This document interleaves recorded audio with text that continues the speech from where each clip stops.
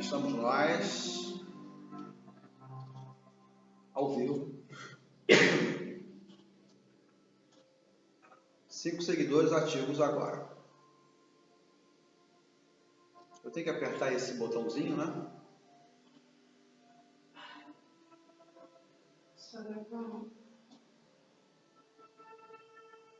Verificar a conexão. Estou ao vivo. Estamos aguardando o pessoal chegar um pouquinho.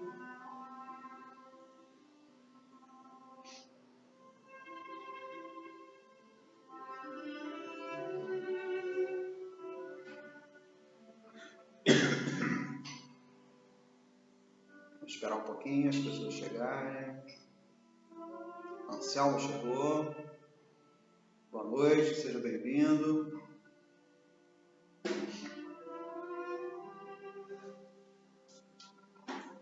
Ana, Roberta, Paula. Seja bem-vinda.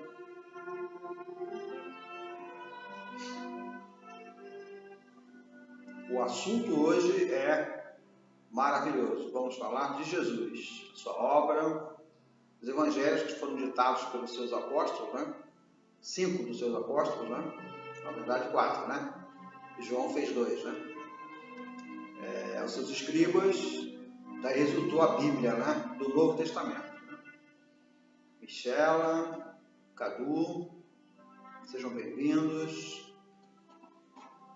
Dá mais um dedinho para chegarem mais pessoas. Estamos com 5. E aqui estamos, mais uma vez, mais uma live do Núcleo Espiritualista Cristão Ismael.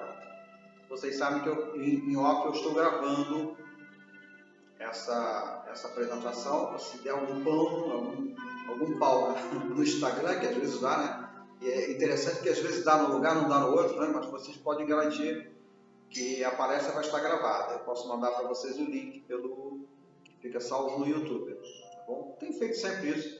E mesmo não dando problema nenhum, eu mando para todos, para facilitar. Né? Arthur Apemal, boa noite a todos.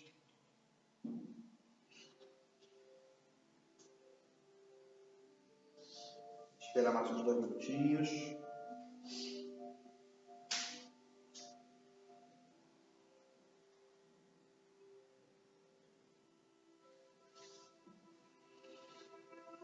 Dia lindo, de primavera hoje. Esquentou bastante. De noite esfria, né? A gente fica sempre na dúvida se vai ter cobertor, se não vai ter cobertor. É fase entre estações fortes, né? Entre inverno e verão. Essa variação é bastante comum.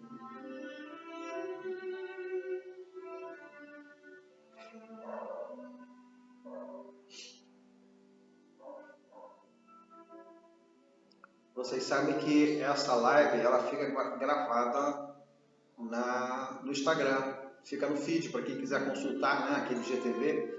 Eu não sei quanto tempo fica gravado, mas fica gravado com uma boa gravação. Antes mesmo de vocês receberem o meu link do YouTube, né, da gravação em off que eu faço, vocês têm acesso direto no próprio Instagram. Cláudia Ferro Gaio, seja bem-vinda. Tomara que o Ronaldo esteja por aí também. Tânia Prangel, sejam bem-vindos, boa noite a todos. Estamos com 7, vamos esperar chegar a 10 e a gente começa.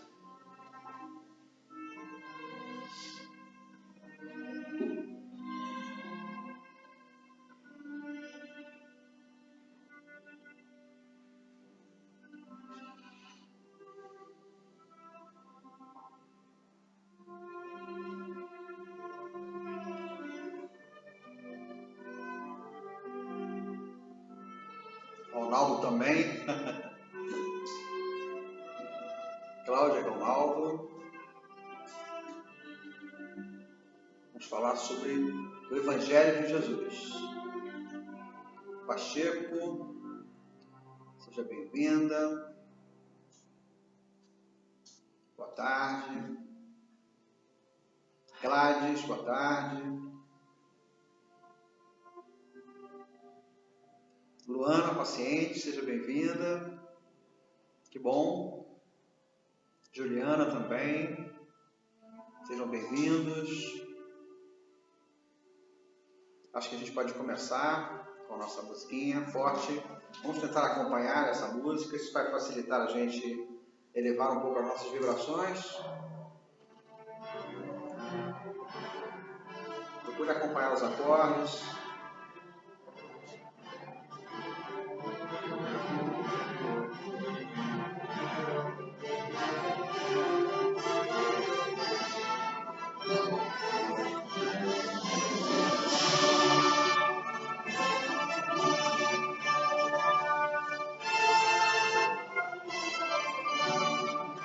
Aqui estamos, Mestre Maior, nessa noite abençoada de contato com as tuas verdades, que tanto liberta e consola. Vamos falar de ti, da tua obra, do teu evangelho. Que os teus mensageiros possam se acercar de nós, nos dando a orientação, a inspiração necessária, para que possamos tocar a todos com essas verdades. Abençoa a nossa prática, Senhor, permite que possamos iniciá-la na tua paz com muito amor e humildade, dando todos graças a Deus. Graças a Deus, então, irmãos, aqui estamos mais uma vez.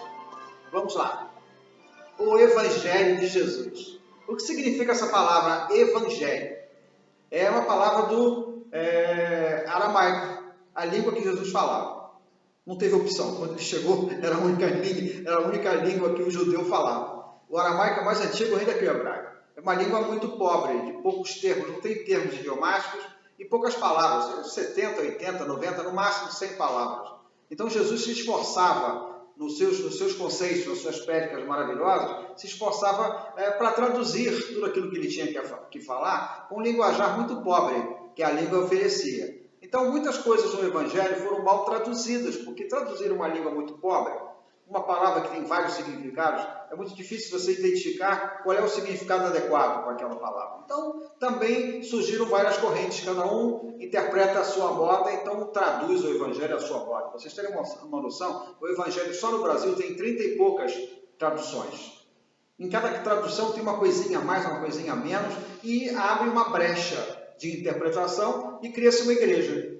Então tem evangelho, a igreja do evangelho quadrangular, tem evangelho quintagonal, evangelho anónimo, evangelho ambé. Quer dizer, então cria-se das várias interpretações movidas pela língua pobre, né, que traduzir ao pé da letra é impossível. Né? Por exemplo, para você ter uma ideia, a palavra serpente, cobra, né, em aramaico é ginaak, G-N-A-A-K, ginaak.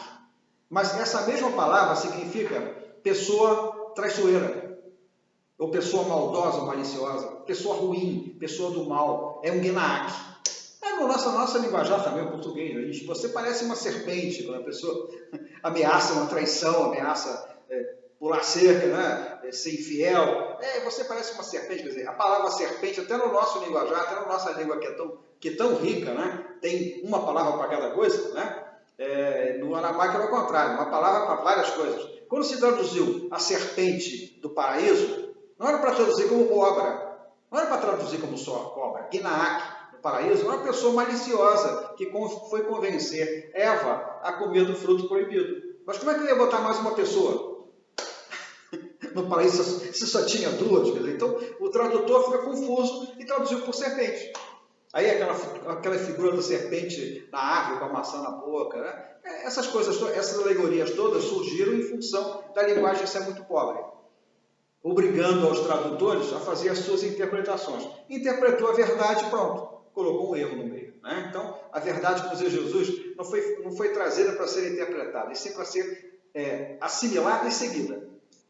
Quando você começa a interpretar, você coloca a tua subjetividade, com os erros todos inerentes ao ser humano, né? Todo ser humano tem erros, né? Então, na interpretação, a gente erra o tempo todo. Daí, as inúmeras igrejas, cada uma defendendo a sua verdade. A verdade é uma só, mas cada uma tem a sua interpretação da verdade. Justamente porque a linguagem era pobre, difícil de traduzir. Mas voltando. Daí saíram mais de 40 evangelhos. Pausa para vocês meditarem. Mais de 40, 45, 46 evangelhos. Estão catalogados, mas onde é que eles estão?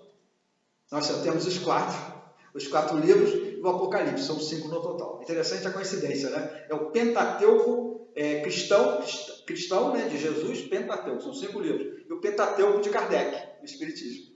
Legal, né? É uma coincidência, a gente sabe que essa coincidência não existe. Então tem 5 livros do cristianismo, tem 5 livros do Espiritismo. Eu acho isso maravilhoso. Mas então, voltando. Daí surgiram, né, de todo conhecimento que Jesus passou, né, nas suas prédicas maravilhosas e nas suas práticas, dando sempre o exemplo, né, aliás, foi o primeiro profeta, se a gente pode chamar Jesus de profeta, né, foi o primeiro iluminado que chegou até nós, em nome de Deus, né, que fazia aquilo que falava. Não só falava, praticava, dava o próprio exemplo. Jesus foi o único. Tá? Vocês podem começar a conferir com os outros profetas, as outras experiências que vocês leram, vocês podem ver o próprio Moisés, falava e na hora de fazer, fazia diferença. Tá? Inclusive os seguidores reclamavam, por que você fez isso? Por que você se afastou tanto tempo? Por que você não voltou? Quando disse que ia voltar, você não voltou? Olha o que aconteceu com Deus, que jogaram em cima dele a culpa daquele bezerro de ouro lá, porque ele demorou a voltar. Ele falou que voltaria e não voltou. Ficou lá meditando, pensando na vida, tentando descobrir a verdade que ele estava tentando assimilar. Era muito difícil para ele, já naquela época, né? A verdade era muito difícil de ser assimilada. Jesus disse que deveria ser assimilada e em seguida praticada. Não interpretada. Assimilar significa absorver tudo aquilo que é falado, tudo aquilo que é dito para você e praticar. Quem te passou a verdade foi o ser iluminado. O próprio Deus é os seus enviados. Então, eles souberam como passar a verdade, para dar facilidade a você de assimilação. Não precisa interpretar, é importante seguir. Assim colocava Jesus, Moisés já colocava assim também, mas ser humano é ser humano, né? Cada um resolve achar o que quer, aí criam-se várias dissensões da verdade, formando vários tipos de religiões, né? Muitas delas nem religião são, porque não religam a gente a Deus, né? Criando dissensões totais muitas vezes, né? Como diz Kardec, transverge completamente da verdade que o Criador queria que nós seguíssemos. Mas voltando, disso tudo, do trabalho todo que foi feito por Jesus, dos 12 apóstolos, nos chegou até nós, na atualidade, os 4 livros, Evangelho segundo São Lucas, São Mateus, São João, São Pedro e depois o 5º livro, Apocalipse. João apóstolo, né? Correndo depois do desenlace de Jesus, né? Da partida de Jesus, fugindo dos romanos, foi se esconder numa ilha chamada Patmos. E lá teve um sonho, um mistura de sonho, pesadelo, com visão, alucinação, e ele escreveu o Apocalipse. A palavra Apocalipse quer dizer revelação. Apocalipse não quer dizer coisa ruim, quer dizer revelação. João, evangelista, na ilha de Patmos, fugindo dos romanos, depois da partida de Jesus, ele recebeu essa iluminação, ou essa alucinação, ou esse sonho, pesadelo, falando sobre o fim do mundo. Né? Vamos ter uma sessão, uma aula só sobre o Apocalipse, ok? Mais lá na frente. Hoje vamos falar dos 4 evangelhos, ok? Então, a diretora do programa, a minha esposa Regiane, ela vai fazer a leitura de alguns trechos do Evangelho de Jesus. A gente sempre se concentra no Evangelho segundo São Mateus. Por que isso, pessoal? Mateus era filho de grego. Lembra da língua aramaica, uma língua pobre? De uma língua pobre, traduções são mais paupérrimas ainda, né? Então, a gente procura sempre Mateus, porque foi o único evangelho que foi escrito em grego. Grego, na época, era uma língua considerada muito, muito acima do aramaico em intelectualidade, em evolução. Então, os primos de Mateus eram escribas e gregos. Então, Mateus ditou para os escribas, primos deles, e eles escreveram o Evangelho segundo São Mateus em grego, não em aramaico. Vejam. Então, a gente, concentrando o nosso estudo sobre Jesus em cima do Evangelho de Mateus, a gente tem um pouco mais de fidedignidade, um pouco mais de credibilidade na tradução da verdade, tá bom? Então, vamos lá. Capítulo 1, quer dizer, primeiro tópico. Evangelho segundo São Mateus, capítulo 5, versículos 23 a 25. Portanto, se trouxeres a tua oferta ao altar e aí te lembrares de que teu irmão tem alguma coisa contra ti, deixa diante do altar a tua oferta. Vai primeiro reconciliar-te com teu irmão e depois vem e apresenta a tua oferta. Reconcilia-te depressa com teu adversário, enquanto estás com ele a caminho, para que o adversário não te entregue ao juiz. Olha só que coisa maravilhosa. Vejam, antes de honrar ao Pai, antes de apresentar oferendas ao Pai, porque os judeus eram assim, né? Botavam coisas de ouro, coisas preciosas no altar para agradar a Deus e receber recompensas ou retorno dos petitórios. Mal sabiam eles que aquelas oferendas todas eram aproveitadas pelos donos da sinagoga, que revendiam aquilo depois. Lá fora, na feira de vendas de oferendas, né? Aquilo voltava para a feira, voltava para fora, era uma fábrica de dinheiro ali. Por isso que Jesus, em algum momento, quebrou todas as tendas dos vendilhões do templo. Jesus se revoltou quando viu aquilo tudo, aquele negócio, aquele escambo, né, que não tinha, não parava. Os judeus ofereciam, eles pegavam, iam lá por dentro, botavam novamente à venda para o outro comprar, quer dizer, era só uma captação de dinheiro, de moedas, né? Mas então, Jesus disse, se tiveres que oferecer, se quiseres oferecer alguma coisa ao Pai, e te lembrares que deves alguma coisa ao teu irmão, ou seja, você feriu, você magoou, você ofendeu alguém, guarda a tua oferenda lá e vai primeiro te reconciliar com o teu irmão. Olha que coisa linda. Mais vale para Deus você se reconciliar, se aproximar ou se reaproximar de uma pessoa que está quase virando um inimigo seu, pelo menos ofendida contigo, magoada contigo, ou você com ela, mas vai antes se reconciliar com ele e depois volta e a tua oferenda será recebida. Mas vai logo, disse Jesus, vai logo, enquanto estás com ele a caminho. O que significa isso, pessoal?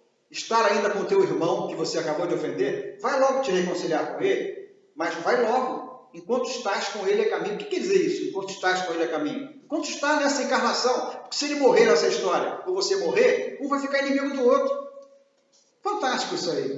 Tudo que Jesus falava era pedagógico, né? Para nos ensinar, nos deixar exemplos. Maravilhoso isso aí. Ok? Vamos ao próximo. Guardem suas perguntas, tá bom? Eu quero chegar no número 8, ok? Ainda então, o Evangelho segundo São Mateus, capítulo 6, versículos 5 a 8. E quando orares, não sejas como os hipócritas, pois gostam de orar em pé nas sinagogas e nas esquinas das ruas para serem vistos pelos homens. Em verdade vos digo que já receberam a sua recompensa. Mas tu, quando orares, entra no teu aposento e, fechando a tua porta, ora teu Pai que está em secreto. E teu Pai que vê secretamente te recompensará. E orando, não useis de vãs repetições, como os gentios que pensam que por muito falar serão ouvidos. Não vos assemelheis a eles, pois vosso Pai sabe do que necessitais antes de lhe pedirdes. Fantástico isso aí. Veja só, é muito denso a gente analisar tudo isso. É importante que vocês vejam na Bíblia de vocês. Vocês devem ter o Evangelho, se não tem, adquire, né? Vejam com mais detalhes isso aí. Não temos tempo para entrar em minúcias, né? Mas vocês podem perguntar depois. Deus falando das orações, para começar, oração, né? É importante falar, para que você seja ouvido. Importante, você vai orar em separado nos seus aposentos. E Deus, que sabe muito bem do que você precisa, mesmo antes de você pedir, vai te recompensar. Olha só que coisa fantástica. Claro que Deus sabe que se você bobear, você passa fome. Deus sabe que se você bobear, você pega o Covid. Deus sabe que você está correndo um monte de riscos. Deus quer te ajudar, mas é necessário criar um elo com Ele. Elo.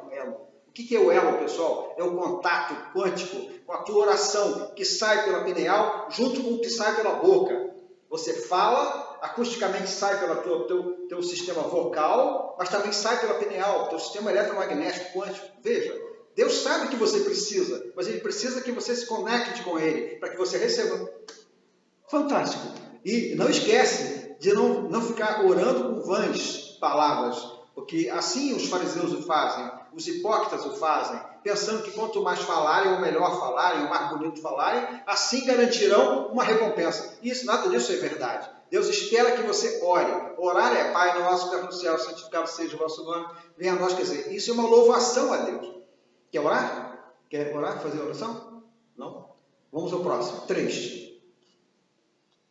Evangelho segundo São Mateus, capítulo 7, versículos 21 a 23.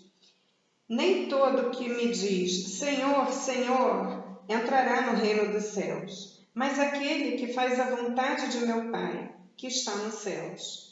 Muitos me dirão naquele dia: Senhor, Senhor, não profetizamos nós em teu nome? Em teu nome não expulsamos demônios? E em teu nome não fizemos muitos milagres?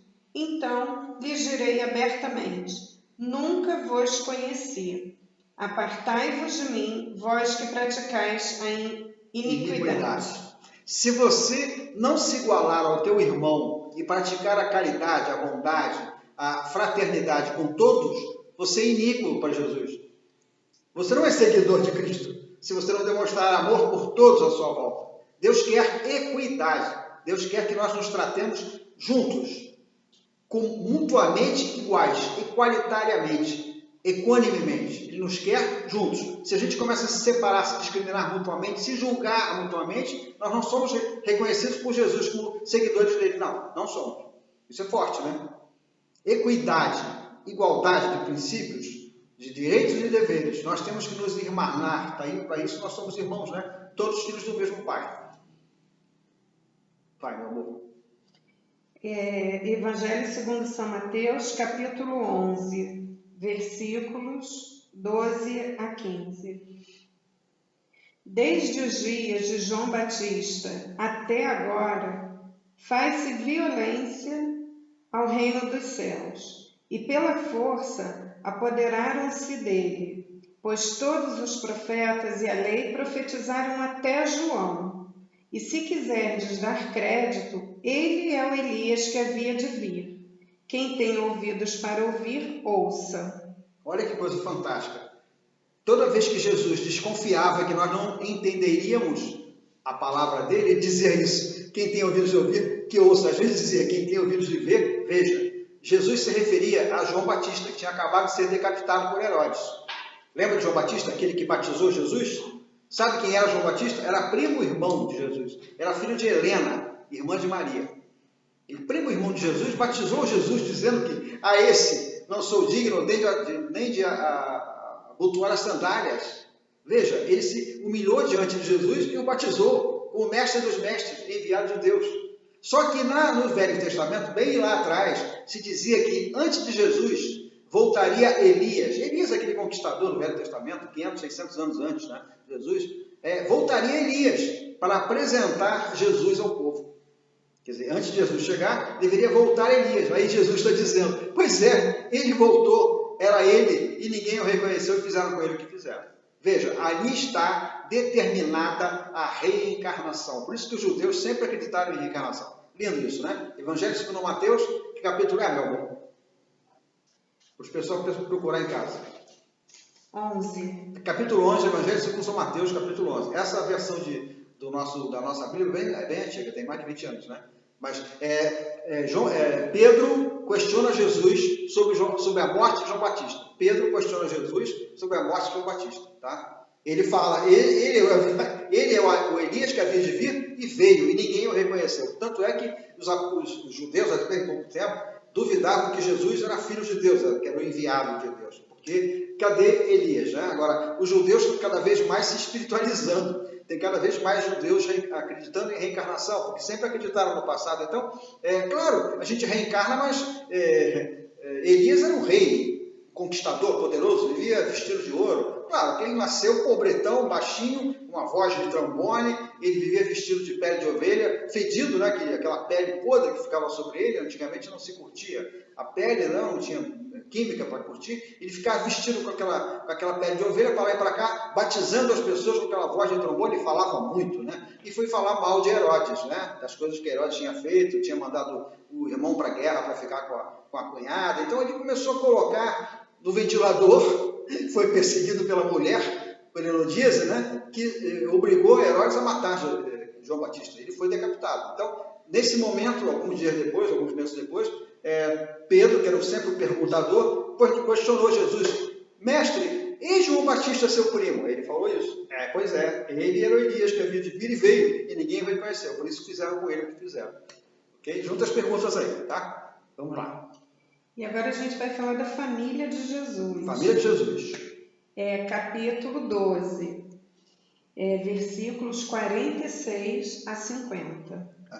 Falando ele ainda à multidão, sua mãe e seus irmãos estavam do lado de fora, pretendendo falar-lhe. Disse-lhe alguém: tua mãe e teus irmãos estão lá fora e querem falar-te. Porém, ele respondeu ao que lhe dera o aviso: quem é minha mãe e quem são meus irmãos? E, estendendo a mão para os discípulos, disse: aqui estão minha mãe e meus irmãos. Pois todo aquele que fizer a vontade de meu Pai, que está nos céus, esse é meu irmão, irmã e mãe. Eu, quando li isso a primeira vez, espírito de porco que eu sou, eu não acreditei. Quer dizer, Jesus praticamente rejeitando Maria e os próprios irmãos do primeiro casamento de José. Como Jesus, aquele símbolo de amor, de generosidade e bondade, poderia rejeitar a sua própria mãe, o ser mais amoroso que existia na terra naquela época, e os próprios irmãos? Como é que Jesus poderia fazer uma coisa dessa? Como quem diz, quer falar comigo, mas aqui estão minha mãe e meus irmãos, aqueles que seguem Deus são mães. Eu não acreditei que isso fosse uma coisa verdadeira, saí pesquisando. Agora olha só a fofoquinha que eu descobri. Os irmãos do primeiro casamento de José eram 2 motoqueiros. Motoqueiros mesmo, pessoas transviadas, rapazes transviados completamente, envolvidos em ópio, envolvidos em violência, coisas assim. Então José pagava poupudas mesadas aos 2 para mantê-los distantes da nova família de José. Nova família de José, quem era? Era Maria e Jesus. Só que nessa fase, Jesus estava com 26 para 27 anos, José já tinha ido, já tinha desencarnado.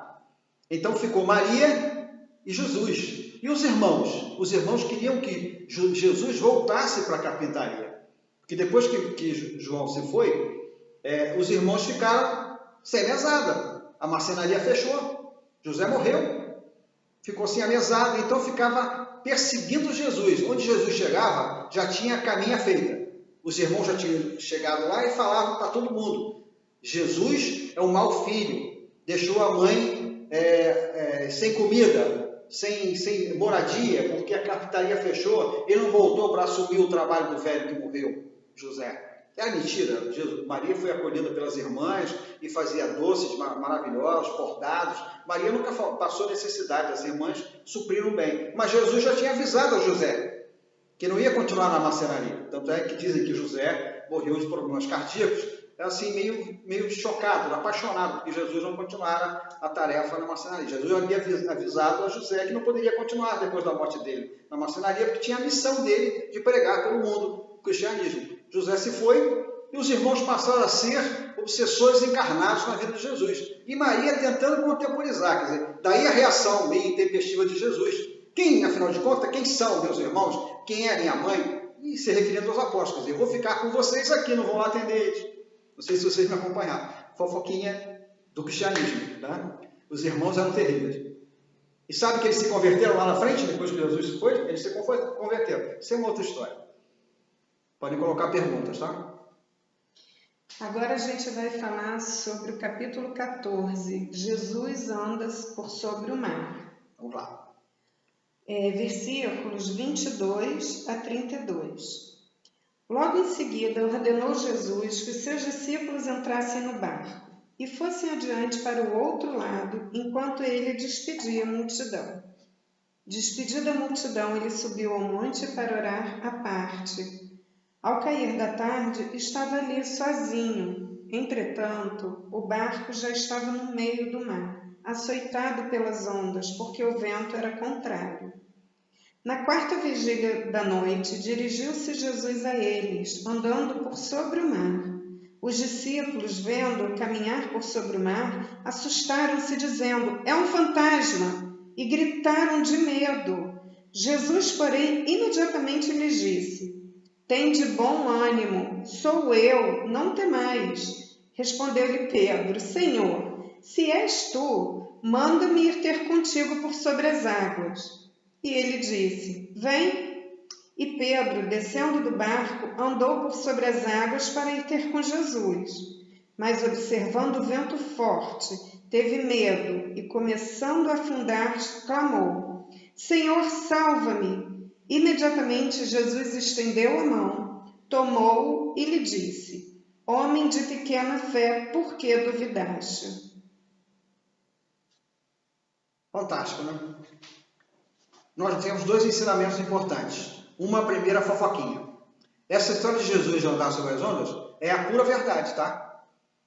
Houve uma universidade em Kiev, na Ucrânia, uma cidade muito famosa por pesquisas assim transcendentais, pesquisas metafísicas. Fez experiência de transmigração molecular. O ratinho vivo passava de uma câmara para outra.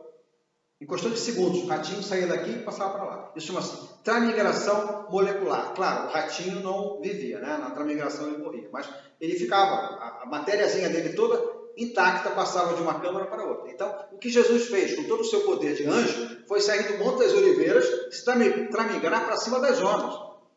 Imagina por que ele fez isso. Não foi para aparecer, não. Não foi um espetáculo circense. Ali dentro do barco estavam os 12 apóstolos. Imagina, toda a tarefa inicial de Jesus, que foi a separação do joio e do trigo, e instituir 12 apóstolos, se ele não tivesse aparecido ali no meio do mar, os apóstolos teriam morrido afogados. Porque todos os pescadores naquela época se amarravam no barco. Não aprendiam a nadar, não. Tinham medo das ondas, como Pedro, pescador. Então, quando ele apareceu diante dos apóstolos, passou ânimo para todos eles. Como ele falou, tende ânimo, sou eu, estou aqui. E além de tudo, era uma coisa incrível. E como bons pescadores, eles tinham que saber que quando começa a ventar, tem que baixar as velas, né? Como está a ventania, tem que baixar as velas, porque senão o barco vira. Não, e as velas estavam içadas. Então Jesus foi lá tentar ajudá-los a contornar o problema. E aproveitou para dar um belo ensinamento. Nesse momento, Jesus instituiu a definição correta do que seja fé.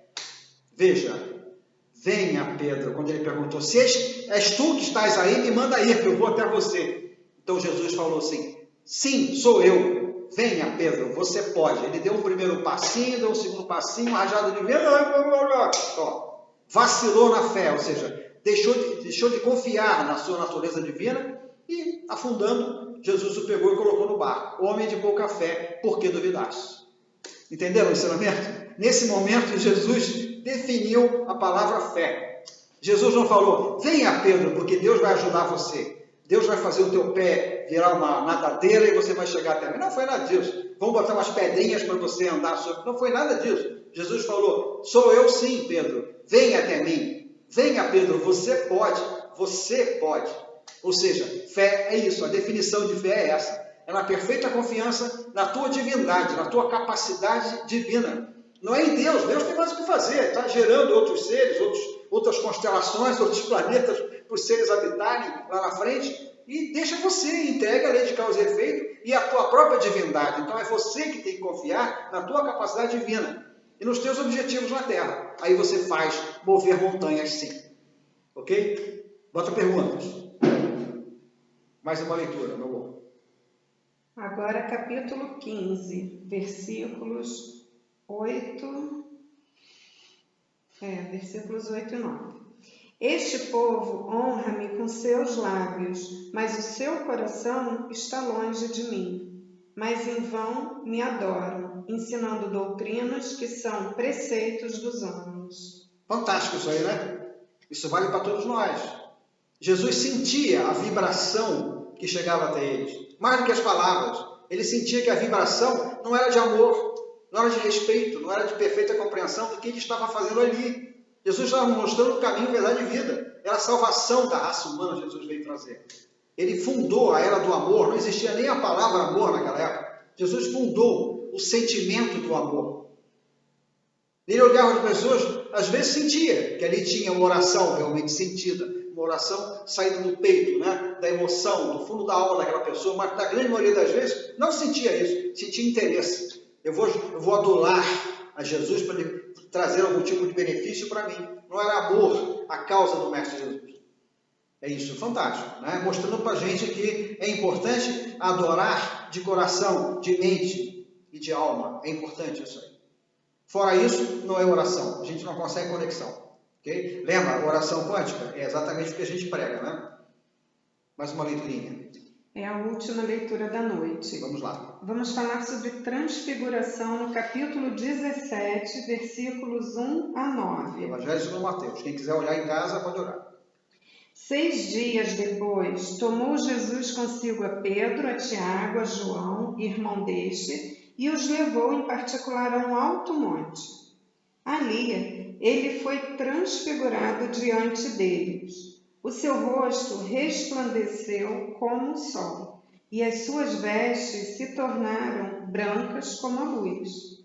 Então, lhes apareceram Moisés e Elias falando com ele. Pedro disse a Jesus: Senhor, bom é estarmos aqui. Se queres, façamos aqui 3 abrigos, um para ti, um para Moisés e um para Elias. Estando ele ainda a falar, uma nuvem luminosa os cobriu, e da nuvem saiu uma voz que dizia: Este é o meu filho amado, em quem me comprazo. A ele ouvia. Os discípulos, ouvindo isso, caíram com o rosto no chão, tomados de grande medo. Aproximando-se Jesus, tocou-lhes e disse: Levantai-vos e não tenhais medo. Erguendo eles os olhos, a ninguém viram, senão unicamente a Jesus. Enquanto desciam do monte, Jesus lhes ordenou: A ninguém conteis a visão, até que o Filho do Homem seja ressuscitado dentre os mortos. Olha que coisa linda, lindo. Claro que a igreja, essa é uma Bíblia evangélica, né? A igreja cria um espetáculo assim, meio fantástico, circense até, dando o milagre da transfiguração. Outras horas, quando Jesus fazia os seus milagres, curava as pessoas, o seu rosto também resplandecia. Na verdade, o mais importante nessa história, porque é uma história, né? Uma narrativa de São Mateus, o seu primo, que transcreveu, como escriba que é, transcreveu no grego, né? E é do grego traduzido para o português, nós estamos lendo, né? Quer dizer, uma história foi transcrita contada por Mateus ao primo, que era escriba. Veja, nessa história o mais importante não era que o rosto de Jesus ficou transparecendo, brilhante como o sol, nada disso. O mais importante é o seguinte: nesse momento, Pedro, João e Tiago, Pedro e João eram os apóstolos mais importantes. Tiago era o representante jovem, era o irmão de João. Tiago é o irmão de João, né? Era o mais jovem dos apóstolos. Aquele que aparecia do lado de Jesus parecia uma menina, não era uma menina, era Tiago, irmão de João. Então tinha ali os mais antigos e importantes apóstolos e o representante, vamos dizer assim, da idade mais jovem, da quase adolescência. Então, João, Pedro e Tiago foram naquele momento testemunhos de uma ressurreição. Pausa para a meditação. Claro que ninguém conhecia Elias, ninguém conhecia Moisés. Naquele tempo não tinha fotografia. Jesus falou: aqui está Moisés, aqui está Elias. Todo mundo sabia que Elias tinha morrido há 500 anos, Moisés também. Então, os dois se jogaram no chão, os 3 se jogaram no chão, meio apavorados, quando Jesus mandou os levantarem, eles entenderam, né? Não viram mais ninguém. Quer dizer, então, aqueles 2 que estavam aqui, Elias e Moisés, desapareceram. Assim como apareceram, desapareceram. Então, com isso, Jesus estava treinando os 3 apóstolos principais no quê, pessoal? Ele estava treinando os apóstolos para quê? Não conte isso a ninguém, descendo o morro. Não vão contar isso para ninguém, não vão fofocar isso com ninguém, não. Até que o Filho do Homem ressuscite. O que ele estava mostrando para os apóstolos? O que ia acontecer com ele, o que acontecera naquele momento com Moisés e com Elias. Foi um treinamento que o mestre fez com os 3 apóstolos principais, preparando-os para acreditar na sua volta no terceiro dia. Lindo isso, maravilhoso. Fantástico. É o milagre da transfiguração de Jesus. Quer dizer, o mais importante não é a transfiguração, é a luminosidade do mestre, porque isso tudo acontecia toda vez que ele fazia o milagre. O mais importante é que ele mostrou para os 3 apóstolos principais da equipe dele, que serviriam de testemunho depois: olha, está acontecendo o que aconteceu lá no morro, lembra? Apareceu Moisés, apareceu Elias, o mestre está surgindo aqui, porque no terceiro dia Jesus ressuscitou num ambiente completamente fechado, que os cristãos estavam fugindo dos guardas, né, dos policiais romanos, né, de Pôncio Pilatos, estavam fugindo, ficavam trancados de noite. Jesus apareceu dentro de um ambiente completamente fechado. E naquela época as pessoas acreditavam em alucinações, acreditavam que estavam vendo coisas. Quer dizer, se não fosse João, Pedro e Tiago como testemunhos de uma ressurreição lá no alto do morro, ninguém ia acreditar que Jesus estava aparecendo. Estamos juntos? Olha que conceitos assim tão didáticos, né? Tão fáceis da gente assimilar. O grande mestre Jesus nos deixou, para que nós pudéssemos aprender, assimilar e praticar essas verdades. Agora estou pronto a responder a perguntinha. Temos? A Salene pergunta, ou seja, nós somos deuses, através da nossa fé. Não tem nada a ver com a fé. Você tem que acreditar, esquece a fé, tá? Esquece a fé. Você tem que acreditar primeiro na tua natureza divina, nos teus objetivos na Terra. Se você acredita nisso, você tem fé. Então, fé é isso. Não é através da fé, não é. Você deve acreditar, ter perfeita confiança na tua natureza divina, nos teus objetivos na Terra. Quais são os nossos objetivos na Terra? Alessandra, quais são os objetivos da Terra? Quais são? Lavar, passar, cozinhar, cuidar de filho, ajudar quem puder, fazer caridade, praticar o amor e a verdade. Esse é o nosso objetivo? Tá bom. Daí para frente. Agora, o que Jesus espera de nós? Que nós nos igualemos a Ele. O que Deus espera de nós? O Pai de todos nós, inclusive de Jesus. Espera que nós voltemos em cada nova encarnação bem melhores, mais próximos dele, para um dia estarmos à direita dele, não sentado no trono eterno sem fazer nada, não. Ao lado dele, administrando, assim como Jesus o fez. Jesus é o nosso exemplo, é o nosso irmão mais velho. Jesus, depois dessa missão árdua aqui de nos mostrar o caminho, a verdade e a vida, o que aconteceu com Jesus? Depois daquele suplício todo, foi promovido a governador do planeta. Jesus hoje é o nosso governador planetário. Então, eles nos esperam evoluindo, crescendo cada vez mais para poder ajudá-los. Você cuidando dos seus filhos, do teu esposo, trabalhando com afinco, fazendo tudo com capricho, você já está ajudando. Sim, claro, já está ajudando, mas isso é o início. Cada vez mais. Não tem um limite só, eu sou boazinha, porque eu já faço tudo que tem que fazer, eu cumpro todos os meus deveres, eu pago meus impostos. Isso é o básico. É a tua obrigação básica. Daí para frente é amar a Deus sobre todas as coisas e ao teu próximo como a ti mesmo. Fazendo o máximo que você pode por todos à tua volta. Ok? Não sei se eu te respondi. Aproveitei para fazer muita ênfase nisso. Tá bom? Fé é justamente isso. É a perfeita convicção na tua natureza divina. Porque você tem essa perfeita convicção, você é Deus. Então você vai fazer aquilo que você quiser fazer. O teu poder está em você. Deus tem mais o que fazer. Ele entregou para você o poder. Faça bom uso dele. Ok? Se quiser perguntar mais, pergunta. Tá bom? Não sei se eu te atendi. Mais alguma coisa?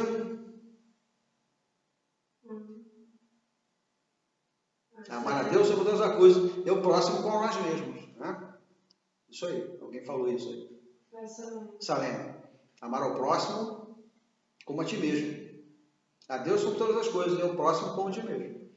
Tá? Tem gente que vai querendo amar só o próximo para fazer o próximo ficar bonzinho com ela, mas não ama você mesmo. Né? Tem que sentir valor por você mesmo. Começar a respeitar você e amar você. Como é que você vai amar o próximo se você não ama você mesmo? Jesus não deixou uma pegadinha, não. Jesus deixou um enigma que a gente tem que decifrar e cumprir. Amar ao teu próximo como a ti mesmo. Se você não se ama, você não consegue amar o próximo. Você vai ser interesseira com o próximo, você vai sofrer quando o próximo não te der retorno. Isso é interesse, isso não é amor. Primeiro ama você mesmo. Começa a sentir, puxa vida, eu sou Deus. Eu tenho capacidade divina. As coisas que eu faço são todas muito boas, porque Deus é bom, Deus é Pai. Tenta se igualar em atos, palavras e pensamentos. E as coisas começam a acontecer na tua vida, como atos da tua divindade. Não é porque Deus para o que está fazendo para atender você, não. É você que está fazendo. Lembra? Venha, Pedro, sou eu. Venha, você pode. Não disse, vem que Deus vai ajudar você. Não, Deus é bonzinho, vai parar o que está fazendo para ajudar o teu pezinho a não afundar na água. Não, venha, Pedro, sou eu. Eu sou eu que estou aqui. Venha, Pedro, venha até mim. Você pode. Isso é ter capacidade divina. Só que ele bobeou, ele ouviu um ventinho mais forte, não sabia nadar, apavorou, pronto. Quase morreu afogado, se não fosse Jesus levar e botar no barco. Homem de pouca fé, porque duvidaste. Alessandra de pouca fé, por que duvidaste? Tá bom? É importante você acreditar que você é Deus, não fazer como Pedro. Ok. Mais alguém? A senhora me disse, eu ando pelas águas. Eu ando o quê? Eu ando pelas águas. Não, também não exagera. Não vamos exagerar também, né? Nas tuas atividades divinas, né? Senão o pessoal começa a perseguir você. Bom, mas então, estamos juntos. Temos 15 minutos. Queremos responder perguntas. Eu acho que nós encerramos o que tínhamos que fazer hoje, graças a Deus. A nossa diretoria até duvidou que a gente conseguisse chegar no 8º item, né? Tem muita coisa para falar, porque normalmente as pessoas interrompem, né? Sugere algum livro para falar que... De Sublime Peregrino, sim. Boa lembrança. A Regiane está nos lembrando. Eu sugeri um livro, olha só. O livro mais lindo sobre a vida de Jesus chama-se Sublime Peregrino. Sublime Peregrino, escrito por Ramatiz. Vocês sabem que Ramatiz era contemporâneo de Jesus, lá na Índia. Ele ouviu falar de Jesus, começou a pesquisar sobre Jesus e escreveu um livro. Sublime Peregrino. Esse livro está na internet, você pode até baixar em PDF se quiser, mas pode ser vendido, ele é vendido barato, é R$30, R$35, R$40, Editora do Conhecimento, editado por Ramatiz, ao psicógrafo Hercílio Mais, Editora do Conhecimento. Sublime Peregrino, Hercílio Mais, Editora do Conhecimento. Vocês podem ler na internet se quiser, mas deve comprar para beneficiar a editora, ela faz isso com sacrifício. É um livro lindo, vale a pena, né? Você lê, você vai ver os exemplos de Jesus bem descritos por Ramatiz. Mais detalhes, com mais detalhes que a própria Bíblia, tá? Mais ensinamentos estão ali, né? Outra pessoa que veio por fora, escreveu por alguma outra pesquisa que ele fez. Na Índia, ele estava na Índia na época, né? Ok? Mais perguntas? Agora, nós temos coleguinhas aí que eu conheço, já tem histórias para contar. Da sua fé, da sua capacidade divina. Eu conheço pessoas que dizem, não, eu vou sobreviver sim, eu vou encarar essa quimioterapia, essa radioterapia pela 3ª vez e não vou morrer não, eu vou sobreviver. Quem que está? Quem sabe? Será que ela está presente? A guerreira? Ela está lutando. Quantos netinhos ela já tem? Ela está conhecendo todos os netinhos, eu acho que ela vai conhecer até os bisnetos. Se você acredita na tua capacidade divina, você vai e faz e consegue. Sim, nada nos detém. A única coisa que pode deter a tua vontade é se você estiver fazendo mal a alguém. Deus vigia isso aí. O nosso livre-arbítrio é cerceado quando a gente começa a invadir o karma da outra pessoa. Quando a gente começa a levar sofrimento fora da programação kármica da pessoa, o nosso livre-arbítrio é bloqueado. A gente não consegue fazer, tá? O livre-arbítrio é bloqueado se você começa a fazer o mal. Agora, se você só pensa em fazer o bem, essa nossa Lili, que eu chamo ela de exemplo de guerreira, né? Ela queria ver os netinhos todos. E ela está recebendo os netinhos todos para ver mais feliz. Só que ela, às custas de quimioterapias e radioterapias. Mas ela está conseguindo, está tratando os netinhos como realmente uma super avó, uma verdadeira deusa dos netinhos. Imagina. Uma avó é uma coisa tão importante na vida de uma criança, né? Então ela está dando esse exemplo de guerreira que ela é e de fé inexorável que ela tem na capacidade divina dela, com certeza. Nós temos exemplos na nossa volta disso que eu estou falando, não é? Isso não é uma quimera, isso não é uma coisa, isso é uma utopia, nem todo mundo tem essa fé. Tem sim, tem muita gente com essa fé, que rompe barreiras em nome de Jesus. Mas ele rompe, não é Jesus que rompe. Ele tem a fé na sua divindade. Então, em nome de Jesus que nos falou isso, quais são os deuses, né? Que brilhar é a vossa luz, ele faz brilhar a luz dele e rompe barreiras. Muitas vezes, barreiras dentro dele mesmo. Como é o caso dessa nossa irmãzinha, que destrói todas as células cancerosas e fica respirando e sobrevive.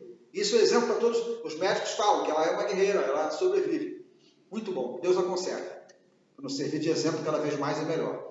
Que ela seja cada vez mais feliz com isso. O que mais? Mais perguntas? Não deixe de ler Sublime Peregrino.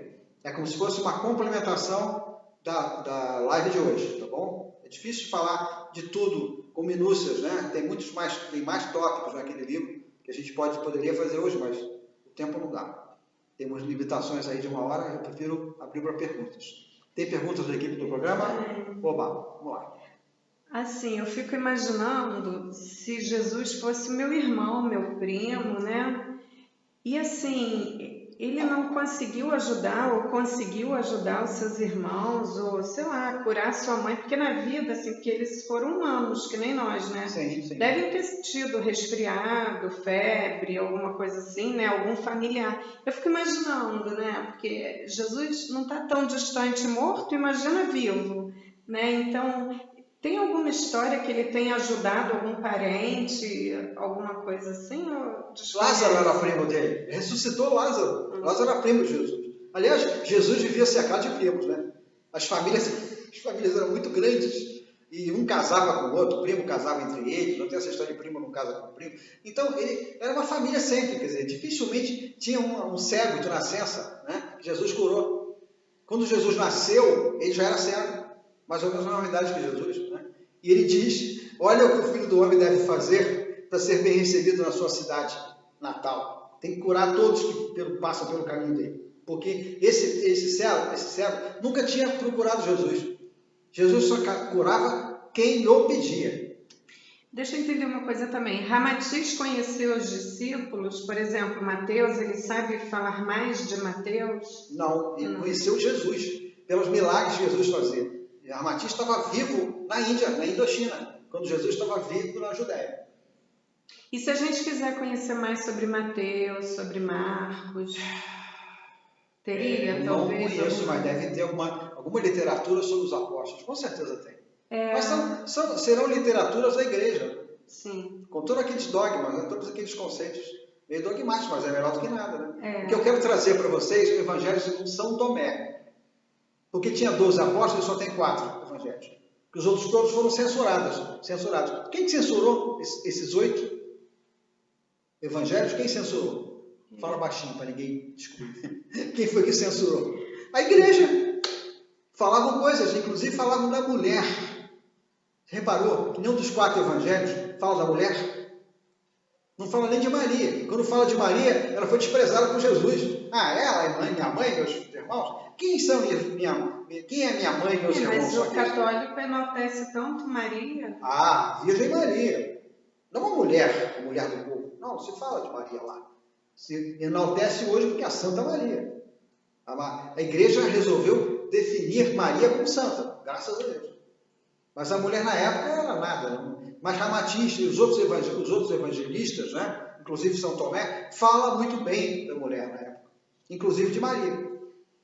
Você sabe que Maria, com João, foi o único, né, foi o último apóstolo que sobrou e não morreu crucificado nem enforcado, né?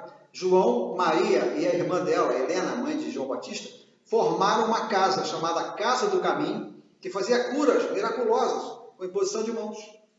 Já escutaram falar isso? A igreja jamais fala isso, mas Ramatiz fala sobre o peregrino. A Casa do Caminho era dirigida por Maria, João e Helena, irmã dela, mãe de João Batista, que havia sido decapitado, né?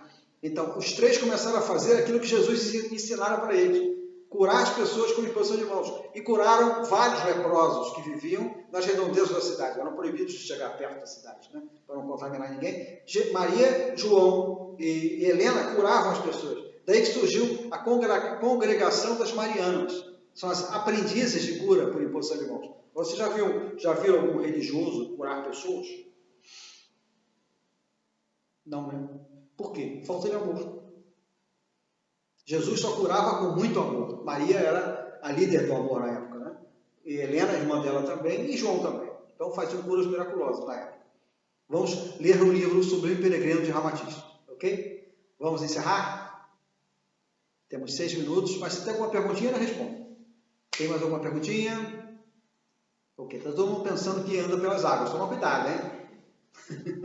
Só se Jesus mandar. Jesus mandou Pedro. Venha até mim.